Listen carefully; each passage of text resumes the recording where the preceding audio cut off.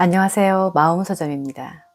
최근에는 오랜 기간 동안 수행을 하던 수행자나 본인의 선택으로 영성의 길을 가는 스님이나 신부님, 수녀님 같은 종교인이 아닌데도 영적으로 깨어나는 분들이 많으신 것 같아요. 이렇게 삶의 위기가 닥친 상황에서 삶의 대전환을 맞는 분들이 점점 더 많아지고 있는데요.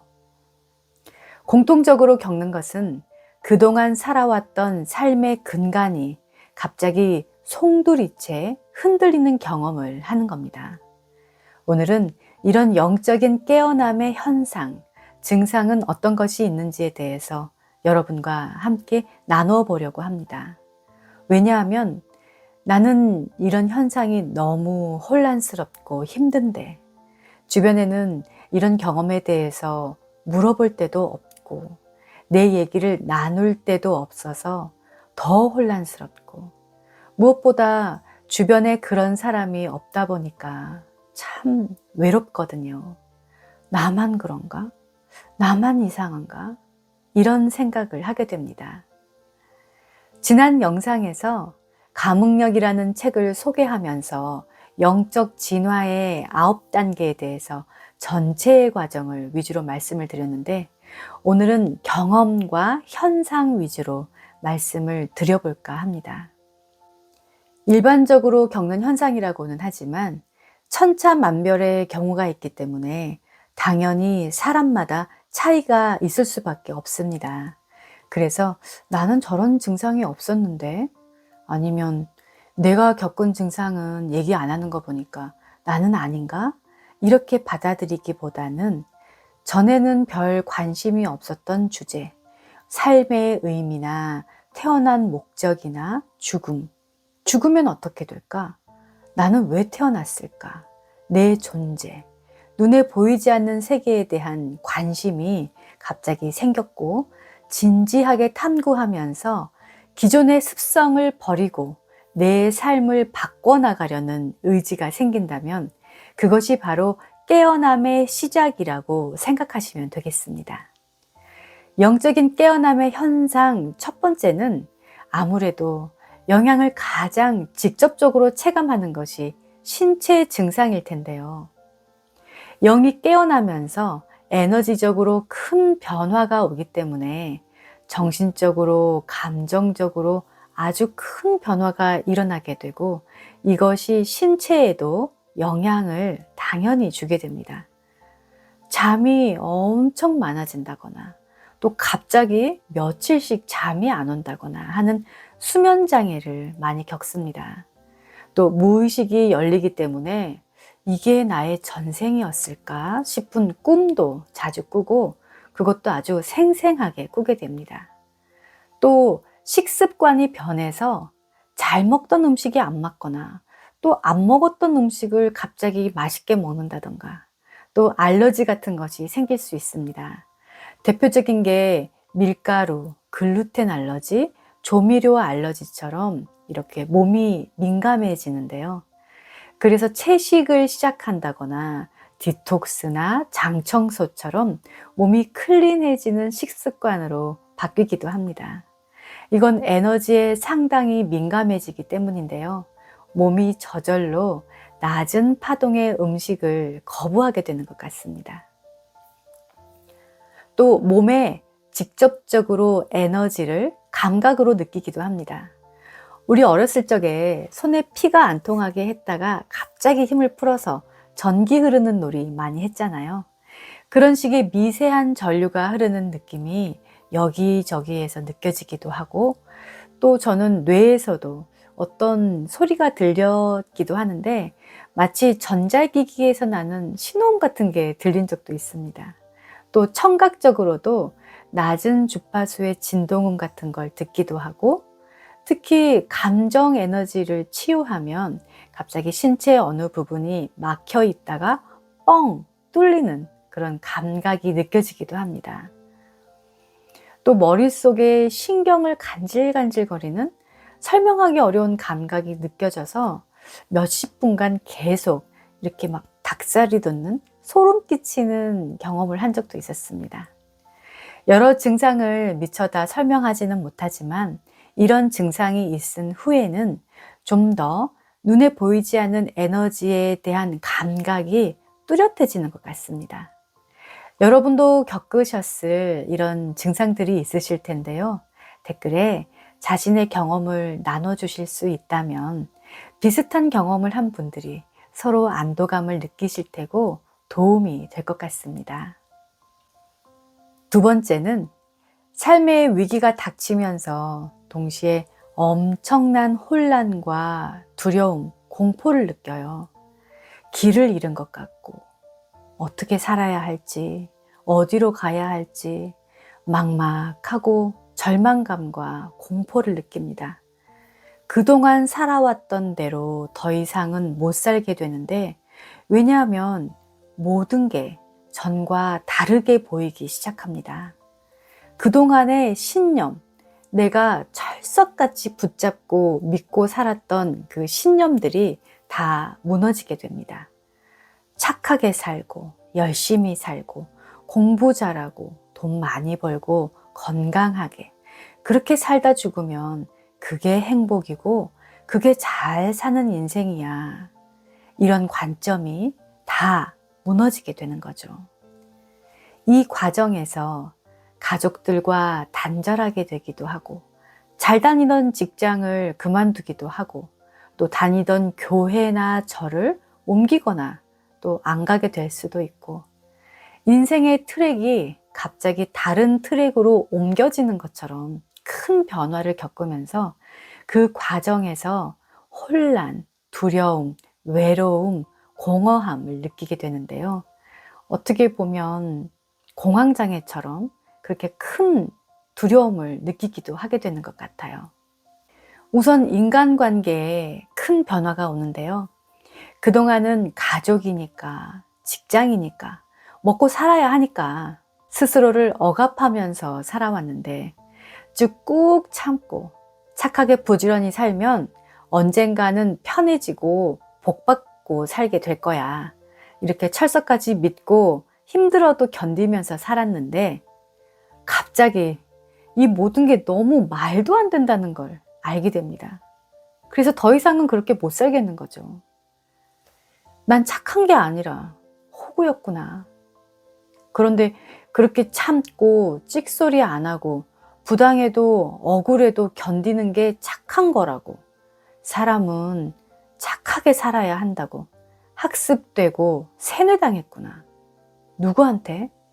사회에서, 학교에서, 종교에서, 가정에서 내가 착한 걸로 이익을 보는 당사자들한테 학습을 당했구나. 이렇게 기존의 신념 체계가 다 무너지면서 당연하게도 주변 인간관계도 같이 무너집니다. 말 잘 듣던 호구가 더 이상 호구 노릇을 안 하면 주변에서 난리가 나겠죠. 그래서 평소에 알던 사람들이 보기에는 사람이 좀 이상해졌네. 야, 너 변했다. 이런 평가를 하게 됩니다. 또 한편으로는 내면에서 죄책감이 들어요. 정말 이래도 될까? 내가 이러는 게 맞을까? 내가 갑자기 미친 거 아닐까? 이런 생각이 들지만 예전으로 다시 되돌아가지는 않습니다. 이런 대혼돈의 과정이 많이 버겁고 무섭죠. 비록 나를 힘들게 했었던 사람들이지만 그동안 나를 바치고 있었던 이 끈끈한 연결이 단절이 되면 일시적으로 공허함이 들고 외롭습니다. 그동안 내가 인생을 참 헛살았구나 하는 절망과 세상으로부터 버림받은 것 같은 슬픔을 느끼기도 합니다. 주변에서 원하는 대로, 세상이 하라는 대로 열심히 살았다고 생각했는데 그게 아니었네. 그럼 그동안 내가 살았던 삶은 뭐지? 이런 공허함, 절망감, 분노가 올라오게 됩니다. 이 어마어마한 과정은 다 여러분의 낡은 것을 해체하고 재조정하고 새로운 삶으로 들어가기 위한 과정입니다. 세 번째, 과거의 트라우마나 오래된 상처들이 떠올라서 엄청 괴롭습니다.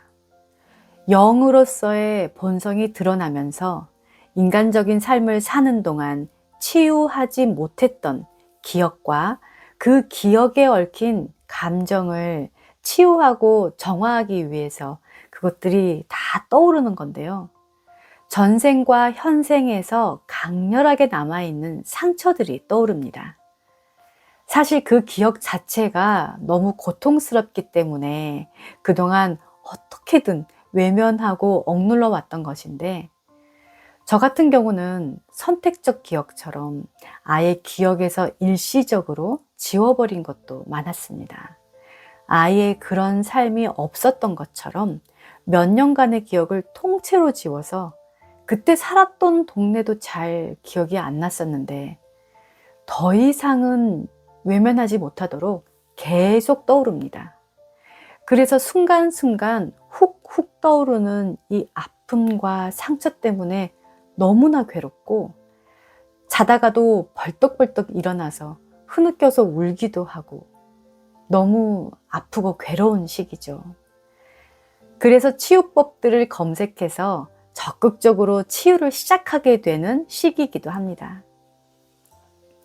저는 명상, 내면화의 치유, 거울 명상, 자아 탐구, 확언, 연불 수행 등을 시작하게 됐습니다.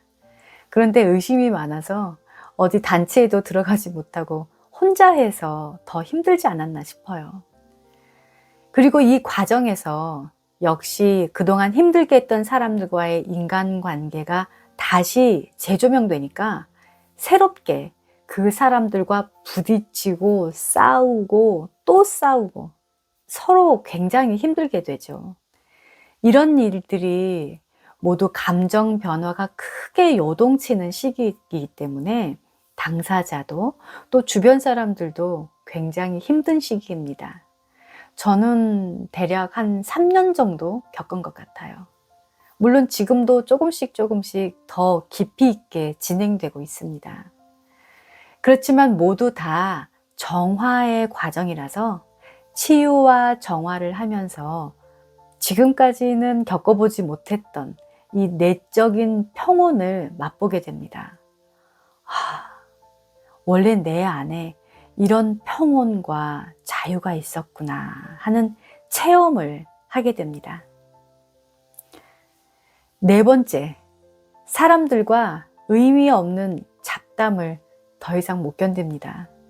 그런 시간이 더 이상 재미없고 지루하고 심지어 짜증나고 힘들기까지 합니다. 내가 왜 여기서 이러고 있지? 얼른 벗어나고 싶어요. 다른 사람들은 이런 것을 즐기고 재밌게 사는데 나만 이상한 사람 같고, 그러면서 점점 내가 아웃사이더가 되는 것 같고 소외감을 느끼는데, 내 주변에 나의 이런 변화를 나눌 사람이 없기 때문에 내가 좀 이상하게 돼가나 하고 불안감을 느낄 수 있습니다.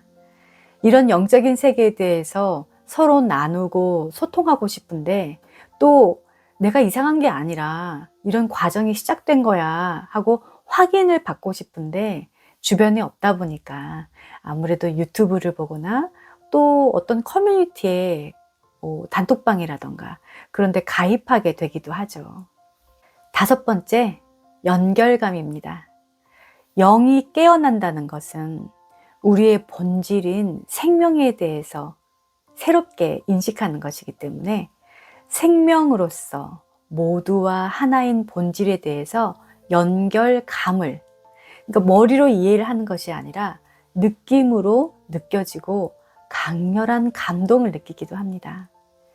다른 사람의 에너지를 더 강하게 느끼기도 하고, 지구나 우주와의 연결감, 이해가 아닌 감정, 또 감동을 느끼거나 동물, 식물, 자연과의 유대감, 연결감이 더욱 크게 와닿고 또 자연에 있을 때 편안함을 느끼기 시작합니다.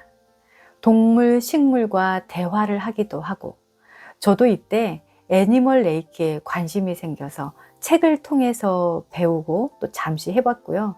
지금도 레이키를 배우고 있습니다. 레이키를 배우면서 에너지적으로 연결감을 더 깊이 체험하고 연결감이 더 강해지는 것 같기도 합니다. 6번째, 직관력이 높아집니다. 그냥 알아지는 거죠. 상대방이 거짓말을 하거나 진실하지 않으면 그냥 느낌으로 알아집니다. 뭔가 거짓말하는 것 같은데, 뭔가 곤란한가 보네. 그 사람의 에너지를 읽는다고 할까요? 그렇기 때문에 자신은 점점 더 거짓말을 못하게 되죠. 내가 상대방의 거짓말을 알아채는 것처럼 상대방도 내가 거짓말을 하면 알아챌 것 같아서 더 못하게 되는 겁니다.